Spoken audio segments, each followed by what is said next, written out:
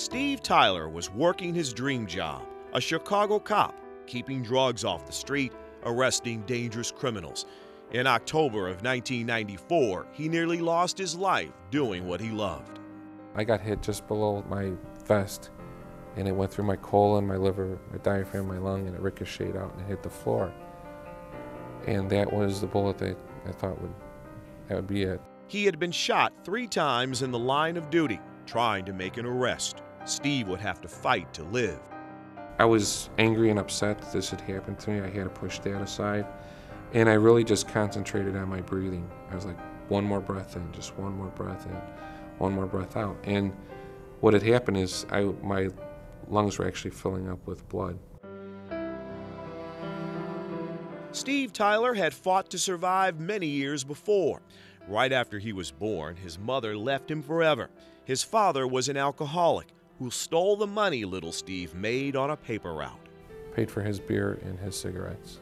I wore hand-me-down clothes from the thrift store. His stepmother was unloving, and when his dad wasn't stealing his money, he ignored him. From him, it was, I don't want to see you, I don't want to hear you. I was confined to my bedroom. I ate my meals in the bedroom. I was not allowed to sit at the kitchen table. I wasn't allowed to go outside to be with any of the other kids. Eventually, Steve was in and out of foster homes. He even slept in a friend's backyard. Finally, the teenager walked from Chicago's South Side, several miles, to the Mercy Home for Boys and Girls. It made me feel like I belonged finally to be a part of something, and I think that was a defining moment that changed a lot of things for me. Mercy Home, as Steve said himself, was the place in which he found his life. What a beautiful thing to say. Like all of Mercy's children, Steve received the therapy he needed to confront the pain of his childhood. But just as important, like all of our children in the last 123 years, he knew he was safe and that he was loved. At Mercy, we take care of that at the front door. This is where you're going to sleep, and this is your room. This is your private place. This is when you're going to eat. This is where you can shower. Here's clothes for you.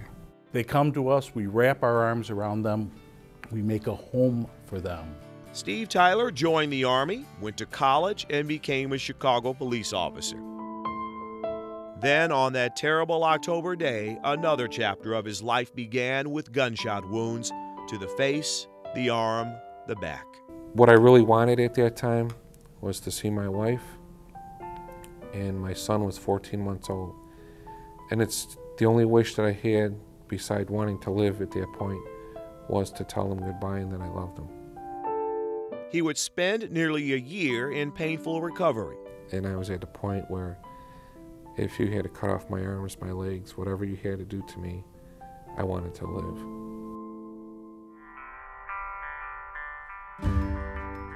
He did much more than live. He started a police survivors group, helping other cops who had been injured in the line of duty.